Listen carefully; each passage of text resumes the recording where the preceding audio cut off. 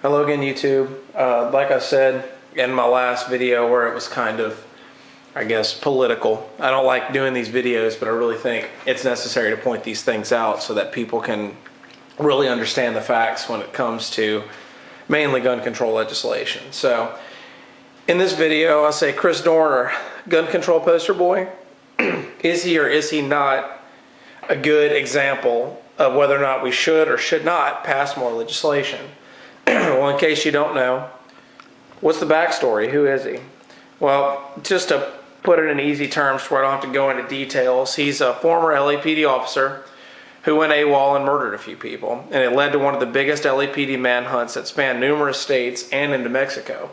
So I didn't read too much on the backstory about why he went crazy. That really isn't important. The fact is he still went crazy. He decided to start shooting people, and he had weapons that were illegal in California that only law enforcement or police are allowed to have.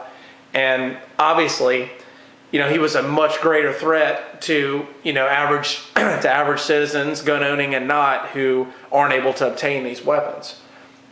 So ask yourself, should we ban specific types of firearms or magazines and make them harder for law-abiding citizens to obtain? But should we make exception for military and law enforcement? And this is exactly the problem here. The whole Chris Dorner case, him going crazy. Well, police are human beings too, and that's the next point I have. They are just like you and me. They could absolutely just, that one of them could just be a bad apple and go crazy one day. It's possible. So why do they get this great exception that, oh, they get to have these weapons all the time, when police really face the exact same criminal element that average citizens face? They just run towards it rather than avoiding it. So I say police officers are human beings too. And just because they train so often doesn't make them superior to someone else, like your average person. I could name a few 3-gun competitors that could probably outshoot police officers all day long. But then again, they're just seen as average citizens and they're not law enforcement. So if you make the big law enforcement exception with certain firearms and magazines over 10 rounds, then you're just splitting hairs. It's just, there's really no reason for it. So just because they train does not make them superior. They're not infallible. And if one goes crazy like Dorner, what are you going to use to protect yourself if you live in somewhere like California?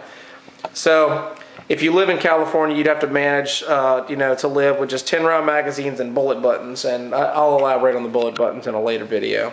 And if you're in New York, you better hope you're a good shot with a revolver, because you're only limited to 7 rounds. Obviously, you can see here that these magazine limits are purely, and these assault weapon limits are just purely emotional. There's no rationale behind it. If a criminal's busting down your door at night, will you be able to depend on the police to protect you? Well, most of you know the answer to this, and it's just an old famous quote: when seconds matter, police are only minutes away. So they will not get there in time. You are the front lines, and as I said in my other video, you are a first responder. You are the one who's there to act immediately. You are the one there when it's happening. You are the one that can prevent it. So to get down to the crux of why I'm saying this, the Second Amendment is designed to empower the individual, not the government, and we can't forget that. It is designed to give us the power to defend ourselves and not depend on law enforcement for that. It's to empower us. So the government should not be over us. They should be, we give them power by electing them. We give them power by allowing them to pass laws that we feel are right. So these laws that aren't right, that just limit us and leave them power, because most of them have exceptions for politicians, we should realize that this is a big problem. It's creating this elitism. So data for gun ownership is on our side, but emotions still reign king. And what I mean by that is, if you look in areas that have strict gun control, like Chicago, like California, like New York, like New Jersey, all those areas where they put a lot of strain on law-abiding citizens, it does nothing to reduce crime, and it only increases it and encourages more criminalistic behavior.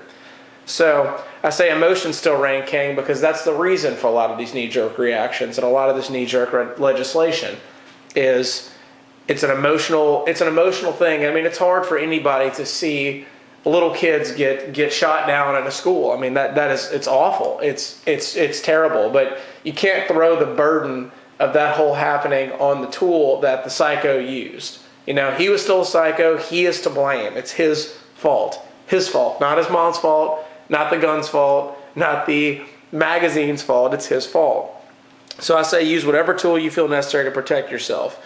Do not let politicians dictate what you can or can't use. You know, from the words of double-barrel Biden, who claimed that a double-barrel shotgun is the best for home defense.